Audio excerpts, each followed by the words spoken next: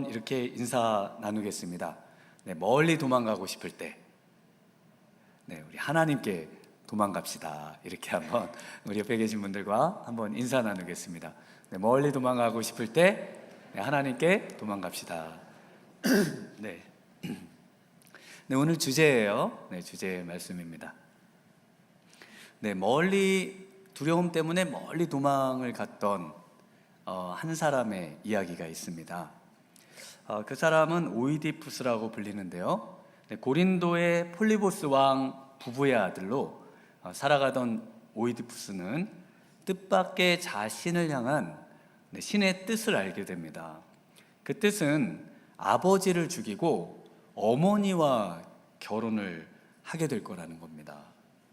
오이디푸스는 이 신의 뜻을 알고 이 두려움 가운데 이 비참한 운명을 피해서 자신이 있던 고린도에서 가장 먼 곳으로 이제 가기로 결정을 합니다. 그래서 멀리 떠나던 중에 이 테베라고 하는 도시를 지나가게 되는데요. 그곳에 길목에 자리 잡고 있는 그 스핑크스를 만납니다. 그래서 스핑크스가 여행자들이 지나가면 질문을 내고 질문을 못 맞추면 잡아먹죠. 그래서 이 스핑크스가 낸 질문을 이제 받고 그 질문을 맞춥니다. 그 질문은 뭐였을까요? 아침에는 4발로, 낮에는 2발로, 저녁에는 3발로 다니는 게 뭐냐? 정답은요? 인간, 사람이죠. 네, 그 질문의 답을 마친 스핑크스는요, 이 오이디푸스는 스핑크스를 물리치고 테베의 영웅이 됩니다.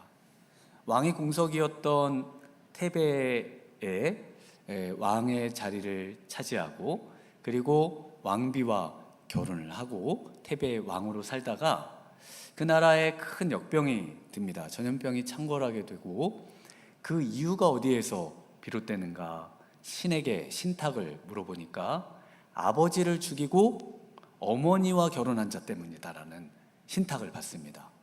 도대체 그런 극악무도한 사람이 어디 있냐? 어떻게 아버지를 죽이고 어머니와 결혼하느냐? 그 자를 빨리 찾아서 처단을 해야 되겠다. 그리고 찾는데요. 그래서 정말 그 모든 것을 조사해 보니까 그게 누굽니까? 자기 자신이었던 겁니다. 테베로 오는 중에 만난 일행과 실랑이를 벌이다가 결국은 노인 한 사람을 죽였는데 그 사람이 자기 아버지였던 거예요. 그리고 테베에 와서 왕이 돼서 왕비와 결혼을 했는데 그 왕비가 자기 어머니였던 겁니다. 이 사실을 한 어머니가 자결을 하고 그 어머니가 자결한 가슴에 있는 금브로치로 이 오이디푸스가 자기의 눈을 찔러서 장님이 되고 그리고 평생 속죄하며 방랑자로 살았던 인물 바로 오이디푸스입니다. 오늘 두려움을 피해 가장 멀리 도망갔으나 그 두려운 일이 일어나고야 말았던 오이디푸스 이야기처럼요. 오늘 다윗은 어떠했을까요?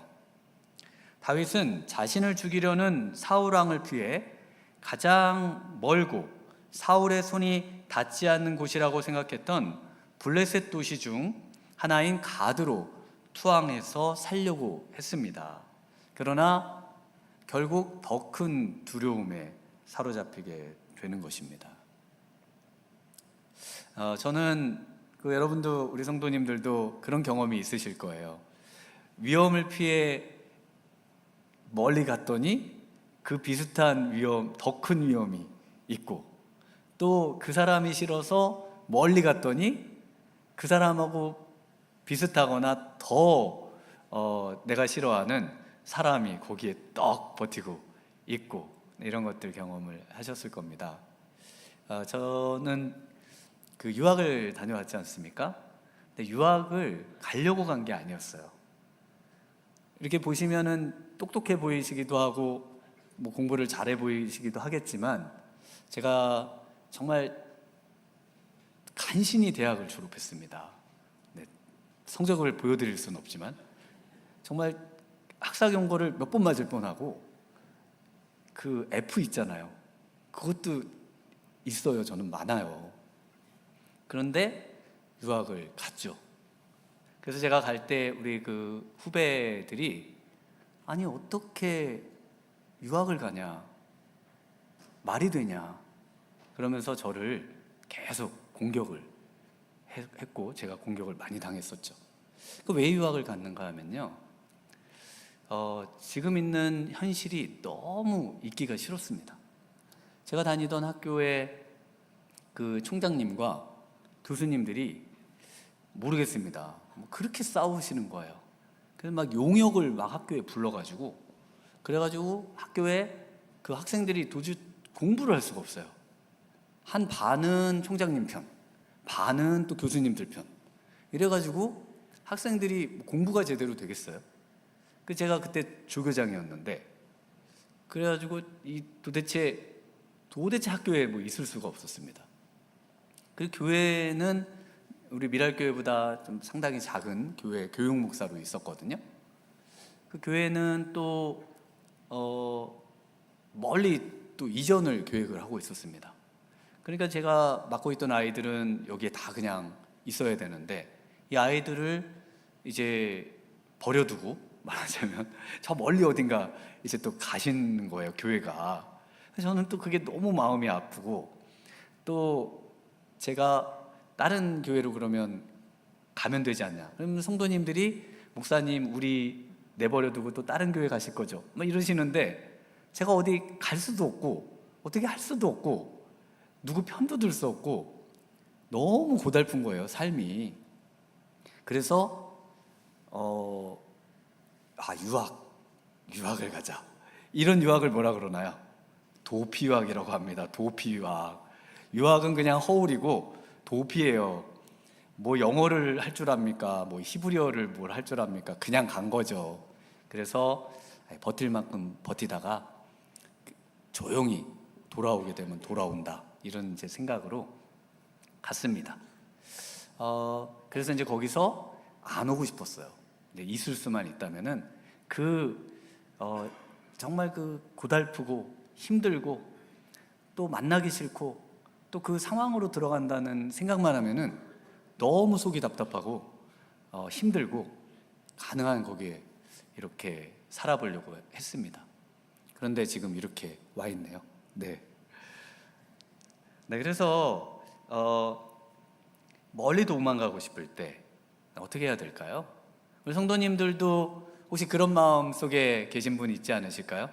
내가 지금 여기를 떠나서 나를 아무도 모르는 그런 곳에서 한번 새로운 사람으로 한번 살아보고 싶다, 뭐 이런 마음들 생각해 보시잖아요. 그런 생각할 때면은 막 너무 행복하잖아요. 야, 아무도 모르는 곳에서 정말 나의 그런 좋은 면들을 보이며 새로운 좋은 사람들과 관계를 맺고 그러면서 한번 새롭게 뭔가를 가볼 수 있다는 그런 상상, 그런 것만 해도 그 마음에 참 위로가 되고 기쁨이 될 때가 있지 않습니까? 그러나 우리가 멀리 도망가고 싶을 때 꼭 기억해야 할 점이 있습니다. 첫 번째는 멀리 도망가는 것이 진정한 해결책이 아닐 수도 있다는 것을 기억해야 합니다. 멀리 도망가는 것이 진정한 해결책이 아닐 수 있다. 길 수도 있죠? 여지를 남긴 거예요. 그럴 수도 있으니까. 그런데 진정한 해결책은 이 멀리 도망가는 것에 있지 않다는 겁니다. 10절을 한번 같이 읽어보겠습니다. 그날에 다윗이 사울을 두려워하여 일어나 도망하여 가드왕 아기스에게로 가니 자신을 죽이려는 사울을 피해 다윗이 가드왕에게로 갑니다. 다윗이 사울을 피해서 이스라엘 땅을 떠나서 멀리 간 곳, 가드인데요. 가드가 어떤 곳일까요? 가드 사진을 보여주시면요, 그 가드는 지금 이스라엘 땅의 지중해 쪽으로 있는 저 빨간색 지역입니다. 저곳에 5도시가 있고요. 한 도시, 육시 쪽에 아래쪽에 있는 도시가 가드가 있어요.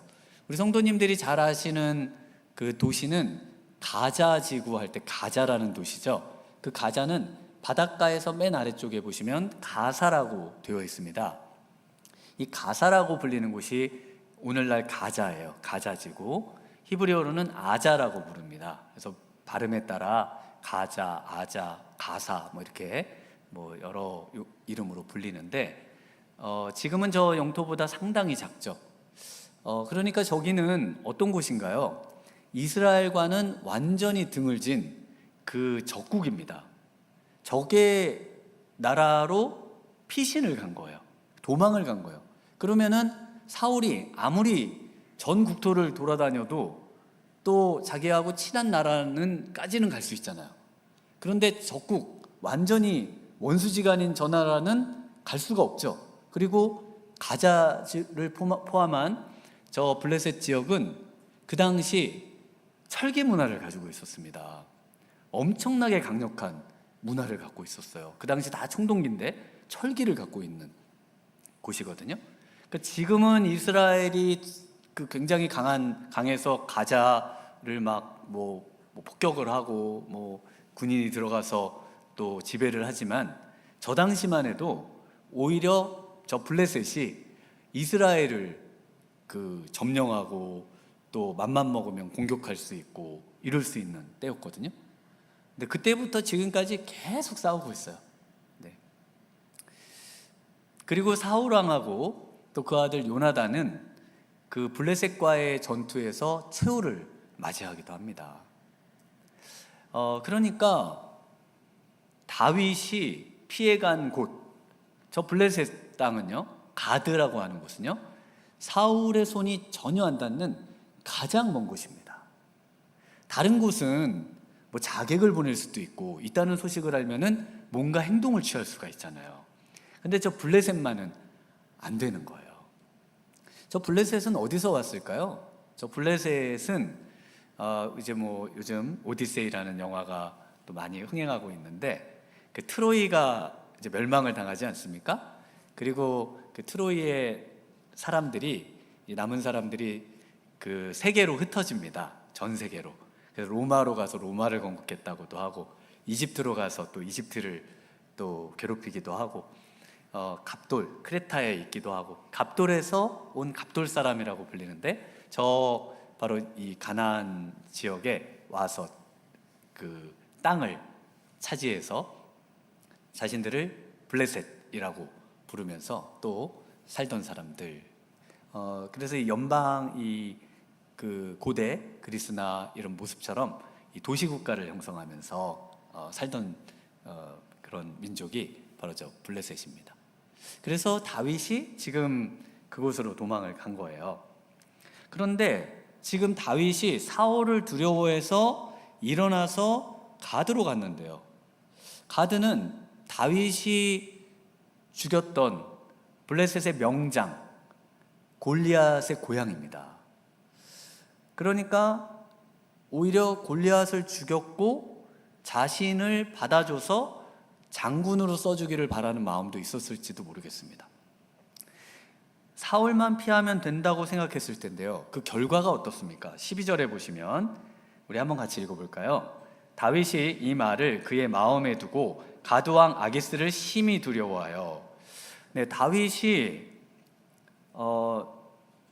사울은 두려워했습니다. 그런데 가드왕 아기스는요, 심히 두려워했다는 거예요. 두려움을 피해 두려움의 대상에 손길이 닿지 않는 곳, 가장 먼 곳이라고 생각되는 곳으로 갔더니 거기는 더 큰 두려움이 자리를 떡 하고 자리 잡고 있는 겁니다. 서머셋 모험의 사마라에서의 약속이라는 소설이 있는데요. 이 바그다드의 한 부자의 상인의 하인이 어느 날 시장에 갔다가 죽음과 마주치죠. 그래서 죽음을 보고 너무 두려운 나머지 집에 돌아와서 자신의 주인에게 말을 빌려달라고 합니다. 그리고 자기는 죽음을 피해서 가장 먼, 이 도시에서 가장 먼 그 사마라로 가겠다는 거예요. 그래서 이 일 잘하던 이 하인이 갑자기 사라지니까 마음도 섭섭하고 도대체 이게 무슨 일인가. 그러다가 저녁이 됐을 때 시장에서 우연히 죽음을 마주칩니다. 그래서 따져 물어요. 당신 때문에 지금 우리 하인이 지금 말을 빌려가지고 먼 곳에 가버렸다고. 도대체 왜 우리 하인을 두렵게 만들었냐고. 그러자 이 죽음이 이렇게 대답을 합니다. 나는 그 하인을 놀라게 한 것이 아니라 사실은 오늘 저녁에 사마라에서 그 하인을 만나기로 약속이 되어 있습니다. 죽음을 피해 멀리 갔는데요. 두려운 죽음을 피해. 그러나 죽음과 그곳에서 결국 만난다는 거죠. 만났다는 거죠. 죽음을 피해 달아난다고, 두려움을 피해 달아난다고 그 두려움이 없어지는 것이 아니라는 것입니다. 그러면 두려움은 어떻게 이길 수 있을까요? 두려움은 도대체 어떻게 우리가 극복할 수 있을까요? 다윗이 오늘 본문의 사건처럼 미친 채 하다가 쫓겨나서 지은 시가 있습니다. 그 시가 시편 34편인데 4절에 보면 이렇게 말씀합니다. 내가 여호와께 간구하매 내게 응답하시고 내 모든 두려움에서 나를 건지셨도다. 다윗이 두려움을 피해 도망 다닐 때는 두려움이 커지고 두려움이 증폭되고 두려움이 사라지질 않았어요. 그런데 오늘의 이 사건을 경험하면서 그리고 나서 자신의 과거를 돌아보면서 시편에 뭐라고 쓰는가 하면 자신이 어떻게 두려움을 극복할 수 있는가 하는 면을 쓰는가 하면은 내가 여호와께 간구하며 내 모든 두려움에서 나를 건지셨다는 겁니다. 그러니까 내 모든 두려움에서 누가 나를 건지셔요? 하나님만이 모든 두려움에서 건져주실 수 있는 유일한 분이라는 겁니다. 두려움을 극복할 수 있는 유일한 분은 누구세요? 하나님이시라는 겁니다. 멀리 두려움을 피해 멀리 도망하는 것은 우리가 생각할 수 있는 해결책이라면요, 진정한 해결책은 하나님께 도망하는 것인 줄 믿습니다. 아멘이 이렇게 작으세요? 하나님께 도망하는 것인 줄 믿습니다. 하나님께 도망하는 거예요. 우리 성도님들이 예배의 방관자가 아니라 예배에 함께 참여할 수 있는 방법, 아멘으로 함께 화답하시는 것이죠. 다윗이 나중에 이런 시를 씁니다. 시편 11편 1절에 내가 여호와께 피하였거늘 너희가 내 영혼에게 새같이 내 산으로 도망하라 함은 어찌함인가. 다윗이 이제 그것을 깨달았어요. 어려움이 생길 때마다 사람들은 저기 가서 숨어야 돼, 아니야 저쪽으로 도망가, 지금 있는 곳에 있으면 위험이 닥칠 수 있어, 두려움이 올 수 있으니까 멀리 도망가야 돼, 그렇게 이야기하고 그런 마음이 든다는 거죠. 그런데 다윗이 이 사건 이후에 어떤 결정을 하냐면 이제 여호와께만 피하겠다는 겁니다. 내가 어려움이 생기고 문제가 생기고 두려움이 생기면 나는 이제 하나님께만 피하겠다는 거예요. 하나님께만 피하면 된다는 거예요. 하나님께만 도망가면은 두려움이 사라질 수 있다는 것을 다윗이 오늘 이 사건을 통해 확실하게 깨닫게 되는 것입니다. 우리 멀리 도망가고 싶을 때 그때 우리 하나님께 도망하시는 우리 성도님들 되시길 주님의 이름으로 축원합니다. 두 번째는요, 멀리 도망가고 싶을 때 나의 사명이 무엇인가를 깨달아야 합니다. 우리 11절과 12절 한번 같이 읽겠습니다. 아기스의 신하들이 아기스에게 말하되 이는 그 땅의 왕 다윗이 아니니까 무리가 춤추며 이 사람의 일을 노래하여 이르되 사울이 죽인 자는 천천히요 다윗은 만만히로다 하지 아니하였나이까 한지라. 다윗이 이 말을 그의 마음에 두고 가드왕 아기스를 심히 두려워하여. 다윗이 가드왕 아기스에게 갔을 때, 도망갔을 때 신하들이 다윗을 뭐라고 부르나요? 11절에 보시면 다윗을 그 땅의 왕 다윗이라고 부릅니다. 그런데 그 땅, 이스라엘 땅의 왕은 누구예요? 사울이잖아요. 사울이 왕인데 신하들이 다윗을 왕이라고 부르고 있습니다. 이스라엘의 왕 다윗이지 않습니까? 다윗이 이 말을 듣고 어떻게 반응하는가 보면요, 12절에 뭐라고 하는가 하면은 다윗이 이 말을 그의 마음에 두고라고 표현을 하고 있습니다. 이 말씀이 뭐냐면요, 그 말을 마음에 뒀다, 마음에 두다라는 표현은 그 말이 굉장히 마음에 들었다, 아니면 그 말이 굉장히 이렇게 호기심을 자극했다, 집중했다, 이런 말씀이 아닙니다. 이 마음에 두다라는 표현은 이제 성경을 읽으실 때 집중해서 보시다 보면 그 표현들을 보실 수 있는데 너무 많아요. 너무 많은데 이 표현은 전부 하나님의 말씀을 우리 마음에 믿음으로 받는 것, 우리가 그 하나님의 말씀으로 그것을 수용하는 것을 의미합니다. 너무 많아서 다 읽어드릴 수는 없고 두 구절만 읽어드리면, 신명기 32장 46절에 그들에게 이르되 내가 오늘 너희에게 증언한 모든 말을 너희 마음에 두고, 이 증언한 말은 모세가 그들에게 증언한 건데 하나님의 말씀이죠. 너희 마음에 이걸 꼭 새겨야 된다는 겁니다. 새긴다는 거죠. 너희 자녀에게 명령하여 이 율법의 모든 말씀을 지켜 행하라. 율법의 모든 말씀을 말합니다. 이걸 마음에 하나님의 말씀으로 받아들인다는 것입니다. 시편 119편 11절에 내가 주께 범죄하지 아니하려 하여 주의 말씀을 내 마음에 두었나이다. 주의 말씀을 내 마음에 두었다. 내 마음에 두다라는 표현은 하나님의 말씀으로 받다라는 표현인 거예요. 아직 다윗은 왕이 아닌데요, 이스라엘 왕은 따로 있는데요, 그런데 다윗이 신하들의 그 말을 듣는 순간 하나님이 자신에게 준 사명이 떠오른 겁니다. 사무엘에게 기름 부음을 받고 하나님께서 사울을 대신한 한 왕을 내가 찾았다, 내가 그를 보았다 라고 하신, 그리고 너가 왕이 될 줄을 우리 아버지도 안다, 그러면서 자신에게 주셨던 그 소명, 나에게 준 소명을 그 이방의 땅에서요, 이방의 신하들이 하는 말을 통해 하나님의 말씀으로 받아들이고 깨닫게 되었다는 것입니다. 네, 이런 일들이 우리의 삶에 항상 있습니다. 우리에게 우리의 사명을 깨닫게 해주는 그 누군가의 말들, 표현들, 그리고 우리가 무심코 던진 그 말들을 하나님께 사용하셔서 어떤 사람들에게는 이것이 사명처럼 작용하는 경우가 있어요.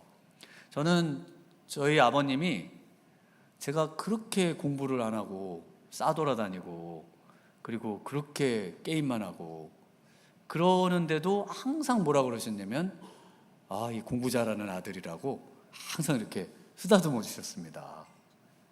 공부를 잘하긴 뭘 잘해요. 반에서 30등하고 시험 기간에 공부는 안 하죠. 시험 전날도 안 하는데요. 그런데도 아버님이 저한테 항상 공부 잘하는 아들, 이런 얘기를 하시는 거예요. 근데 어느 날 그 말씀이 이 마음에 이렇게 와 닿더라고요. 그러면서 공부를 하게 되더라고요. 우리 성도님들이 우리 자녀들에게, 또는 어려운 형편에 있는 분들, 또 위기 가운데 있는 분들에게 격려와 긍정의 말들을 계속 흘려보내 주셔야 됩니다. 그 축복의 말이 어느 순간 그분에게 하나님의 음성으로 들리면서 그 말씀이 마음에 확 박힐 때가 있는 거예요.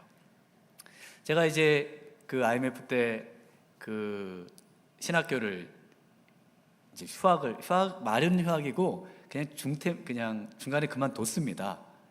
하나님이 나를 진짜 부르신 게 확실한 것 같지도 않고, 그래서 이제 진짜 부르실 때 가야 되겠다 이런 마음이 들어서 직장을 갔죠. 그러니까 직장에 가서 직장 생활을 하면은 이제 회식을 가지 않습니까?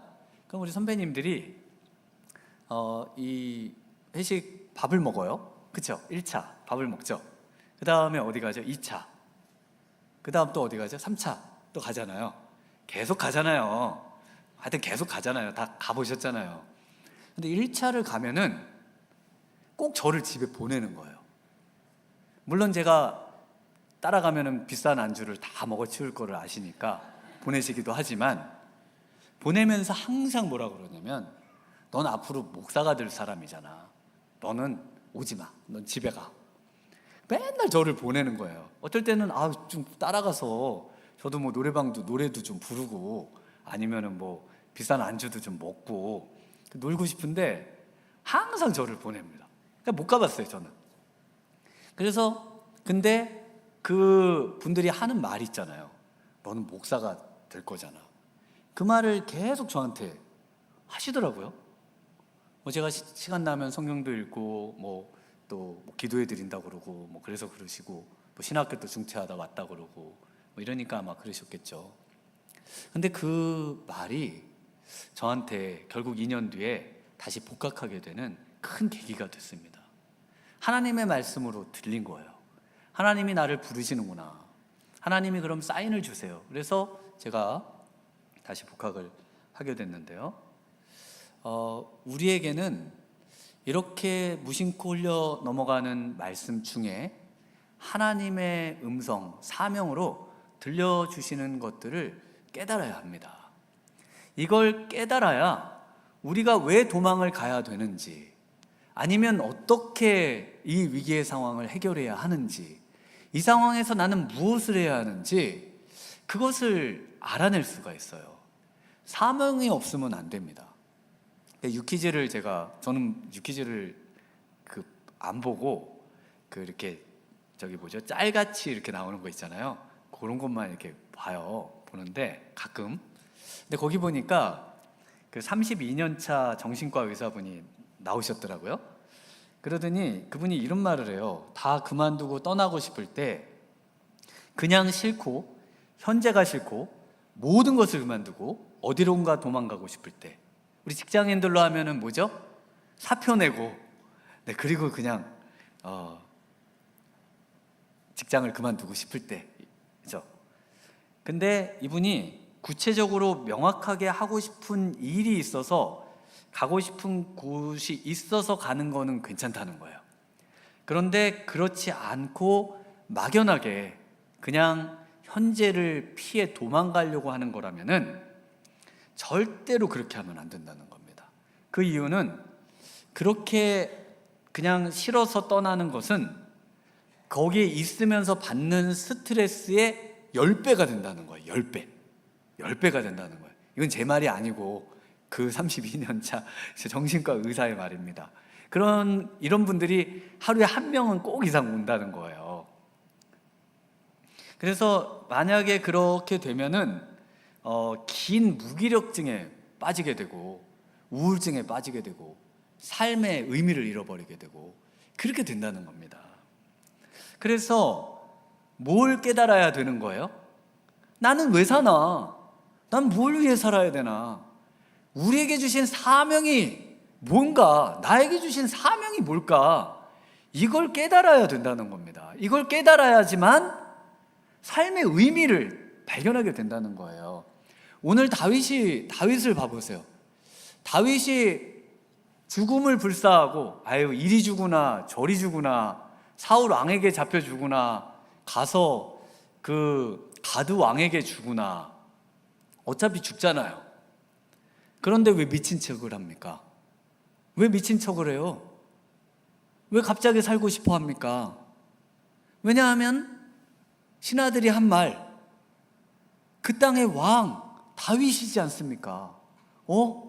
하나님이 나를 왕으로 세우셨는데 내가 여기서 이방인의 손에 비참하게 죽는 게 이게 하나님의 뜻일까?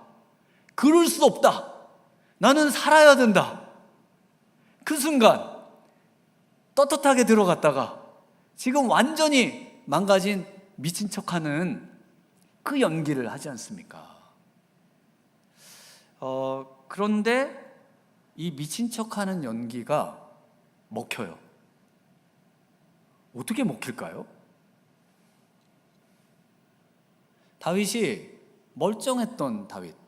그런데 한순간에 미친 사람 행세를 하는데 이게 들통이 안 나고 먹혔어요. 그리고 이 들통이 날까봐 심히 두려워했죠. 너무너무 두려워했습니다. 크리스토퍼 놀란 감독이 만든 영화 오디세이. 네, 우리 혹시 보신 분들 있을까요? 네, 보신 분도 있고 아직 못 보신 분도 있고 하실 텐데, 그 오디세이가 트로이 전쟁에 참가하라는 이제 왕의 명령을 받지 않습니까? 그때 오디세이가 얼마나 참전하기 싫어요.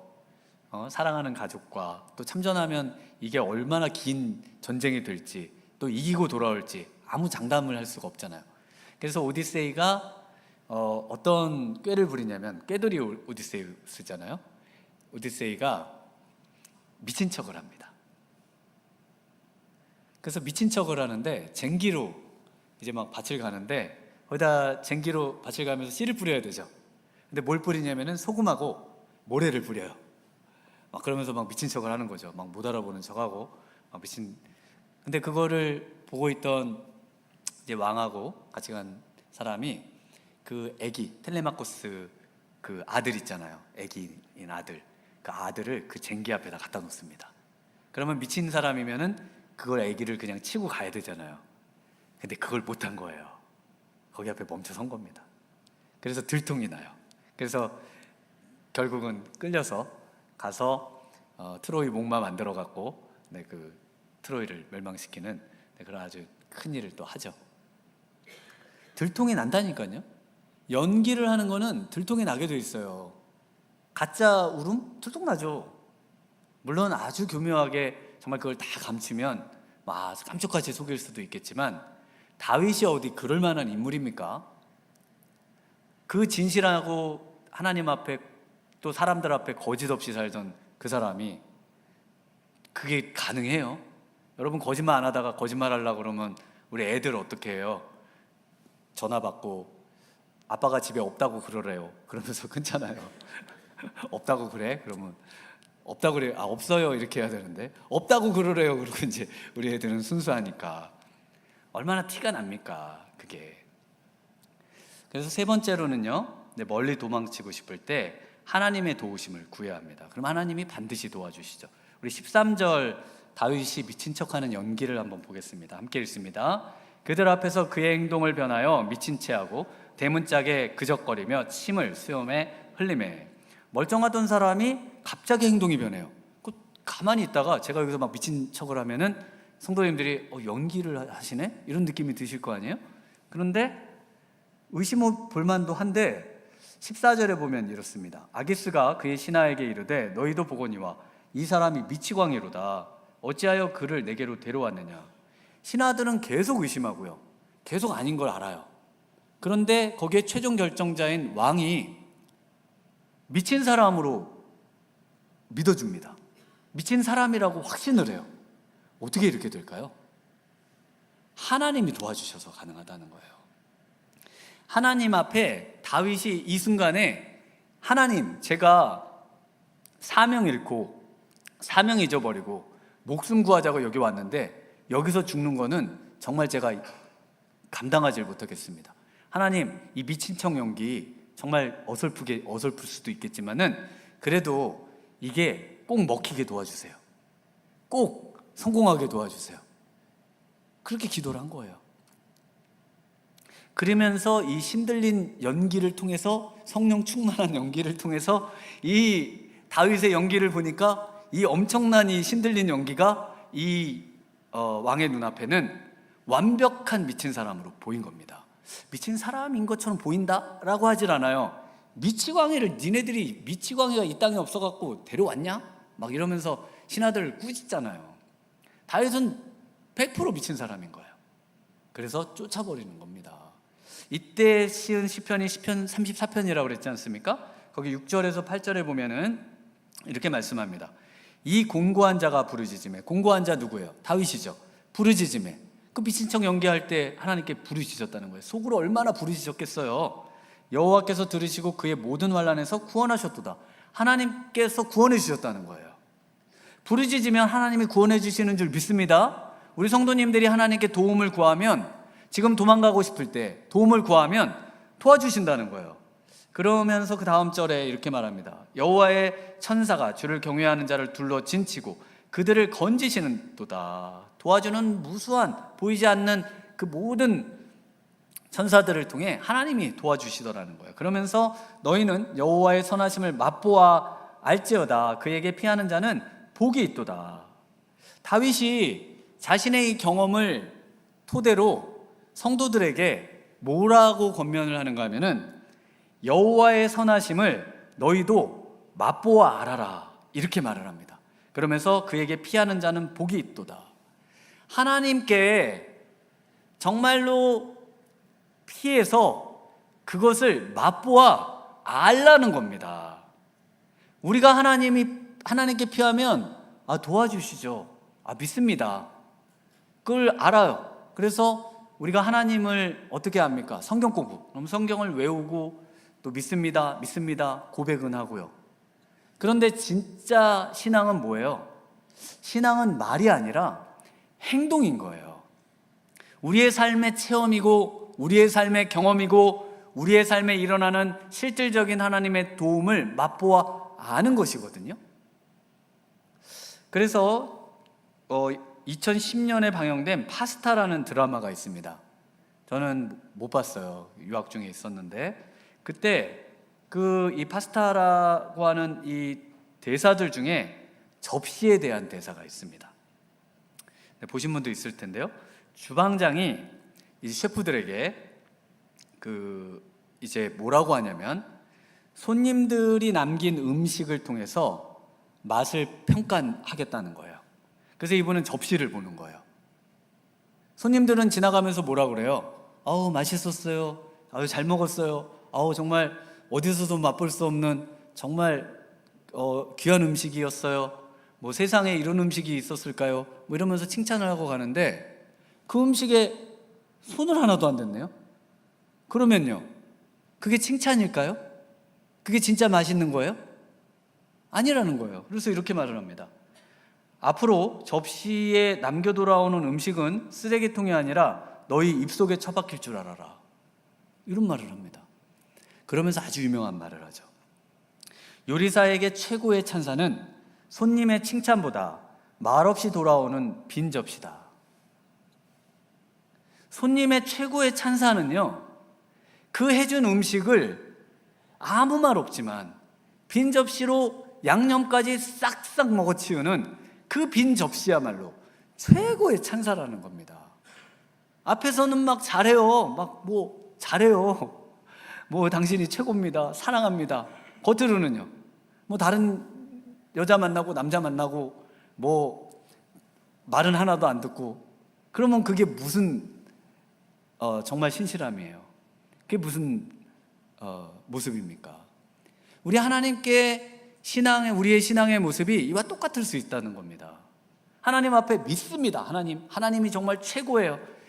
정말 하나님 없이는 저는 못 살아요. 그런데 하나님이 주시는 은혜는 하나도 맛보지 않고요, 하나님이 주시는 은혜, 하나님이 주시는 도움, 이런 거는 필요 없어요. 하나님, 제가 다 준비해 놨어요. 걱정하지 마세요. 이런 건 그냥 쓰레기통에 버리세요. 그래서 하나님이 주신 거 다 그냥 물려. 이거 도움이 된다고 하나님 다 해놨어요. 걱정하지 마세요. 그러면 그게 하나님이 기뻐하실까요? 하나님 절대 기뻐하지 않으십니다.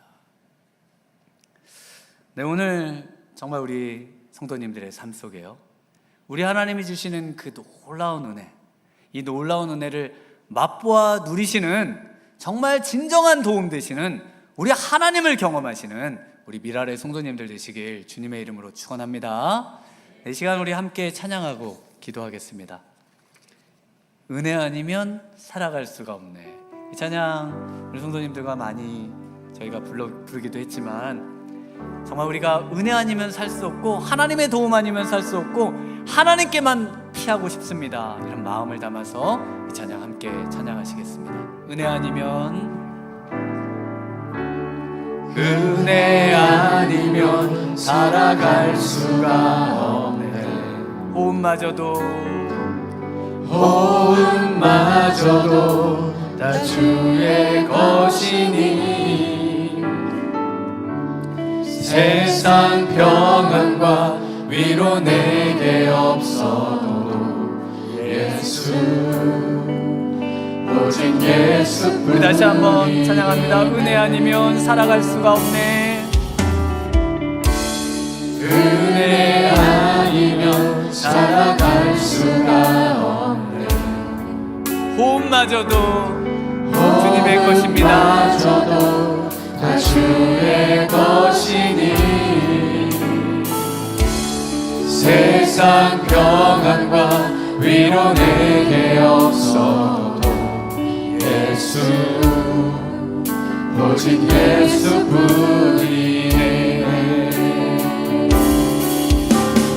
크신 계획 다 볼 수도 없고 작은 고난에 지쳐도 주께 묶인 나의 삶, 주께 묶인 나의 모든 삶 버티고 견디게 하시네. 크신 계획 다 볼 수도 없고 크신 계획 다 볼 수도 없고 작은 고난에 지쳐도 주께 묶인 나의 모든 삶 버티고 견디게 하시네. 은혜 아니면 은혜 아니면 살아갈 수가 없네.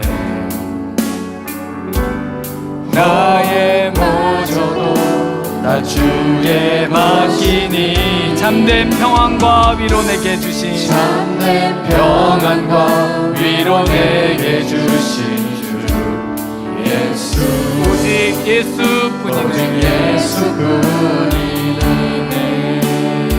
이 시간 우리 함께 기도하겠습니다. 우리 자리에서 다 함께 일어나셔서 우리 다리가 불편하지 않으신 분들은 우리 함께 기도로 나아가기를 원합니다. 주님, 정말 주님께 피하기를 원합니다. 하나님, 어려움과 또 도망가고 싶은 마음이 들 때마다 하나님, 정말 멀리 도망가고 싶은 마음뿐이었는데 하나님, 이 시간부터 우리 주님께 피하고 주님께 나오고 주님 앞에 기도하는 인생 되겠습니다 라고 고백하면서 이제 우리 주님께 은혜를 구하며 우리 주님 한번 부르고 함께 기도합니다. 주여, 오 하나님 아버지, 주님 홀로 영광 받아 주시오. 우리의 진정한 도움이시며 우리의 진정한 삶의 해결책 되시는 우리 하나님께 우리의 삶을 드리며 하나님 주님 앞에 나아가기를 원합니다. 하나님, 다른 곳에 기웃거리지 않게 하시고 다른 것을 바라보지 않게 하시고 철저하게 우리 하나님만을 바라며 우리 하나님만을 의지하는 하나님 복된 저희들 되게 하여 주시옵소서. 주여 축복하여 주시옵소서. 하나님, 하나님께 피하게 도와 주시옵소서. 하나님, 하나님께만 도망하게 도와 주시옵소서.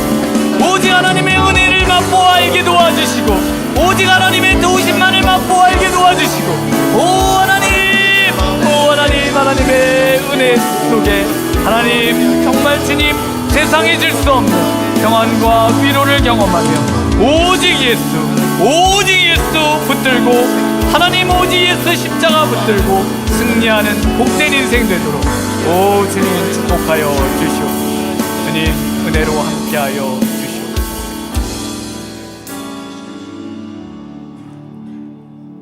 이제는 우리 구주 예수 그리스도의 은혜와 무한하신 하나님 아버지의 극진하신 사랑하심과 성령님의 충만하신 은혜가 모든 상황과 환경 속에, 어려움 속에, 두려움 속에, 불안 속에, 염려 속에, 근심 속에 오직 하나님께만 소망을 두고 우리 하나님께만 피하기를 소망하는 이곳에 모인 모든 사랑하는 성도님들 위해 지금으로부터 영원토록 함께 있을지어다.